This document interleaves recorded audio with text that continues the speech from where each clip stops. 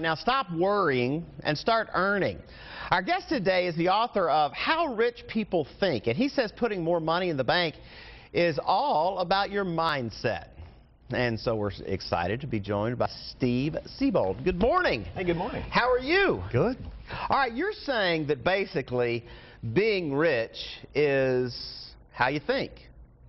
The foundation of it, I found after 26 years of interviews with all these wealthy people, is consciousness. It's really about the way we think about money, our beliefs about money. And basically you're kind of differentiating between the world class and the middle class in this particular book, right? Right, sort of the average person in terms of mindset about money and the extremely rich. What are some of the tools that the rich have that the middle class, or as you say, the world class have, that the middle class don't? Well, the biggest thing is fear. I think most of us operate, we're conditioned as children to think about money in terms of fear, that money is evil, money, if you're rich, you're narcissistic, you're greedy, and all these negative things. There's all these negative associations with being rich. Yeah. So why would we ever chase something that we think is so evil or so bad or inappropriate? Right. But the rich don't think like that. They think opportunity, they think abundance, you know, and that's why they chase it, and I think that's why they get it. All right, so if you're stuck in the middle class role, how do you change your mindset to get into the world class role? Well, that's exactly what I did 26 years ago, and I started the process. I think first of all you have to learn how rich people think and how it's very different than the average person. And after, again, all these interviews all over the world, it's like these two groups are living on different planets. I mean, they operate in a completely different mind space. Yeah. Well, and sometimes it seems like when you're struggling to make money, it seems like you're always struggling to make money.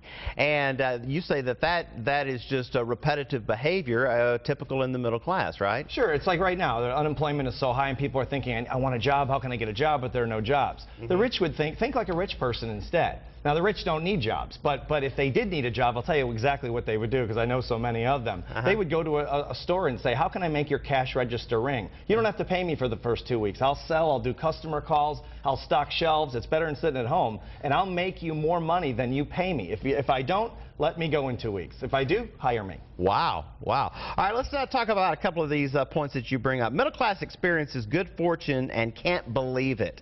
World class experiences good fortune and wonders what took so long. I think the rich have an expectation, Mark, of success. They have an expectation that they're going to win, that they're going to be profitable, they're going to get what they want. And I think the rest of us have been told, and again, all through childhood, don't expect too much so you're not disappointed. Right. Different planet. Right. Okay, middle class believes people seek money for power.